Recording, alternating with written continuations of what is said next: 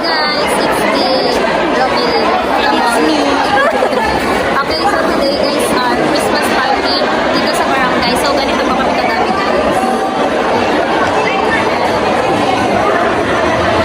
So kung hindi nyo natatanong, sasali kami sa sayaw. So we are the Purok One and kami ang representative nila. So sana madalo kami.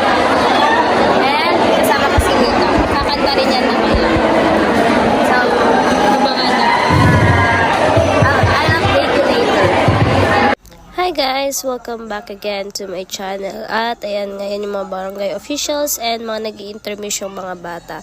So, ganyan po kadami yung mga barangay lingo. And nakikita nyo, yan na po si Teacher Jamaica. Ayan, so nagtatarayan kami kasi sinasabi niya hindi ko daw siya nakukuha. Oh, 'di ba? Meron naman siya, 'di ba? So, ayan ay mga grade 6. So, Violet ang mga first. So, at yung mga judge. Ayan na, guys. Kita niyo ba? So, kami ang nauna. Syempre, Purok 1, oh, 'di ba? Binilisan din kasi mahaba eh. Oh, and kung nakikita niyo, so, alam mo ba guys, natalo kami. Siyempre, meron din mga kalaban namin and it's okay as long as we are representing the Purok 1. So, kulang kami ng energy talaga pag napapanood ko. Tignan mo kasi, pero ayos lang. May ano naman kami, may prize naman kami. Thanks, salamat pala sa aming barangay Kagawad at binigyan niya pa rin kami ng prize namin. Thank you po, Kagawad Edmar. At ganyan nga, yan yung mga step. Ano ba, nagulat din ako kasi yung Purok 2 din pala, ganyan ang music nila. Pero it's okay. Ayan. Diba? Ay. Panoorin nyo na lang guys. Basta yun.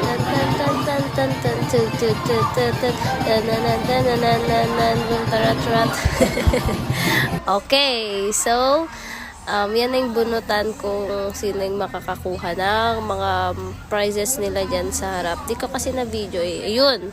Tapos yan po, mga thunders po yan.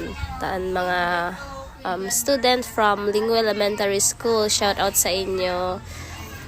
Tapos, alam nyo ba dito? Ayan guys. So yan pala yung donate ko. Ay, chari. Oh my God! Wow! Charis. So, yan yung bigay ni Kagawad Edmar from Purok 1. Pero, yan yung mga dinonate niya para may prizes yung mga tao dito sa Sana all. sa barangay. Okay guys, so ito yung barangay hall namin. Ay, feeling. So, may mga may pinaano po sila dun mga pagkain. So, i-visit po natin. Ayan. Wala, feeling naman nag-vlog. Ay, ito pala yung benta nila guys. Hindi ko alam kung ano yung benta nila.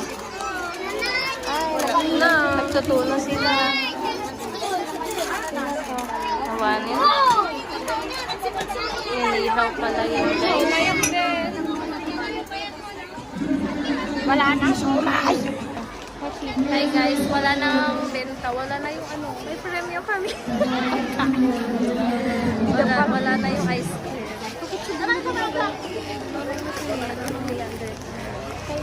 And so, nagmarites lang kami saglit ni Jenica doon. At ito pa yung nilalakad namin guys, papuntang church. So, yan po yung kanto. At, ayun, yun yung barangay ng Tanan. And, yan po. So, madaming tao kahapon. Pauwi na kami dyan, guys. So, lakad-lakad lang kami. And, ayan, matatanaw yung bahay nila Nika. So, yun po yung bahay nila. Ayan, ganyan po kalayo, guys. Pero, para kay Lord, nilalakad namin yun. Kasi, ganun po yung ka-dedicated and ka-faithful. Ay. Ayan. So, ano daw pinagsasabi ni Nika dyan. And that's all for today's video. Bye, guys. See you on my next vlog.